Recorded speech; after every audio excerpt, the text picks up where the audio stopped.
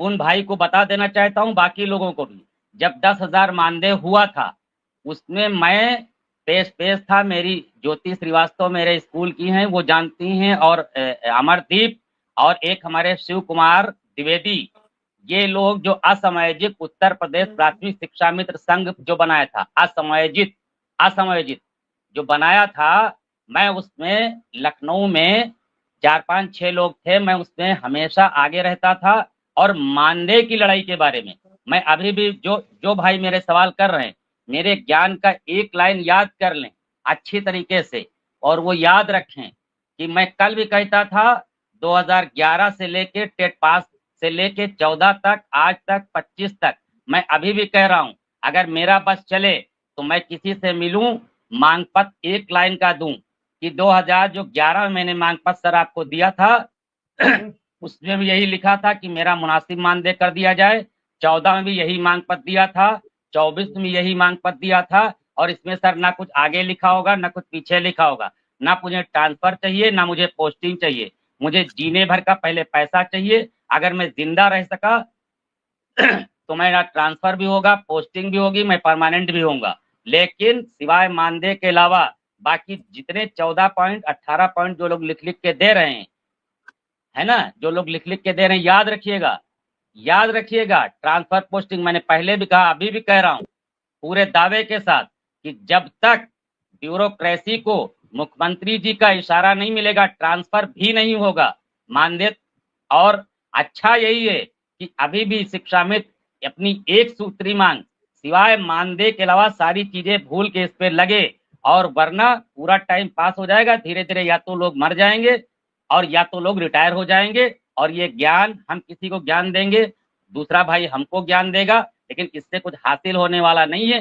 Time बराबर पास हो रहा है, तो इसलिए अच्छा ये है कि अपनी जो हकीकत की लाइफ है, हकीकत की जो चीज है, उस पे आ जाइए। जितनी जल्दी हकीकत की जिंदगी पे आ जाओगे उतना ही बेहतर रहेगा, यही मेरा कहना है।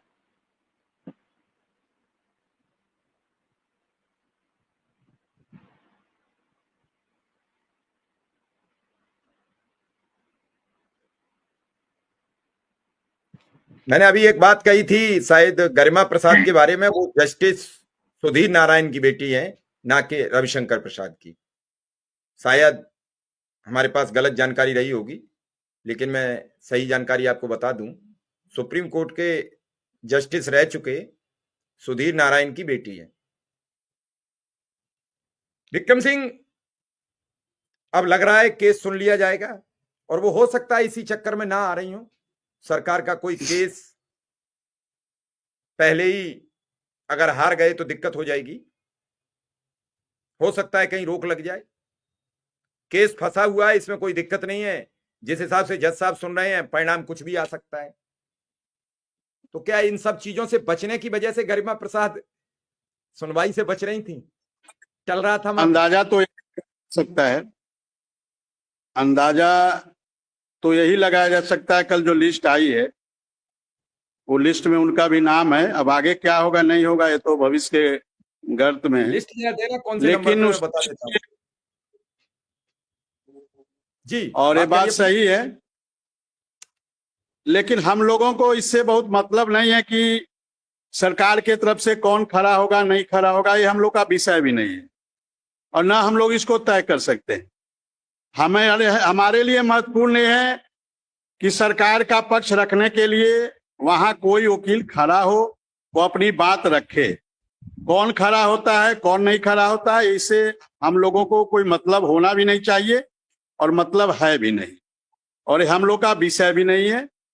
तो हम आशा करेंगे कि जिस प्रकार से सरकार के तरफ से सिनॉप्सिस जमा हुआ है, ये एक अच्छा पहल है, और हमें उम्मीद है कि आने वाला 9 तारीख में, क्योंकि देखिए सर, अभी 14 तारीख 14 जुलाई की डेट लगी थी, उस दिन भी वो ऑनलाइन जुड़ी।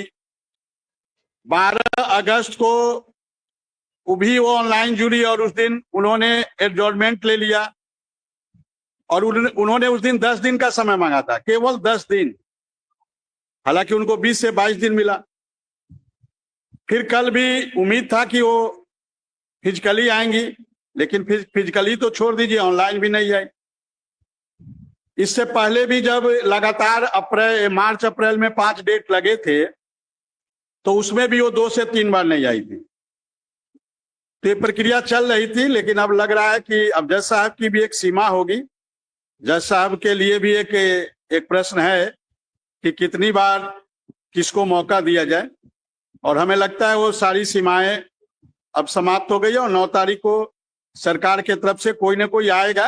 अब कौन आता है नहीं आता है इससे हमारा बहुत मतलब नहीं है, हमारा विषय भी नहीं है, लेकिन हमें लगता है कि 9 तारीख को बहस होगी और उसके बाद जज साहब अपना निर्णय लेंगे, ऐसा हमें लग रहा है, क्योंकि स्थितियां उस अनुसार अब काम करना शुरू कर दी है।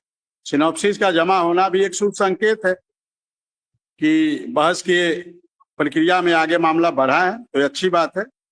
हम लोगों ने तो बहुत पहले अपना सिनॉप्सिस जमा कर दिया था, हमारे वकील साहब लोग इस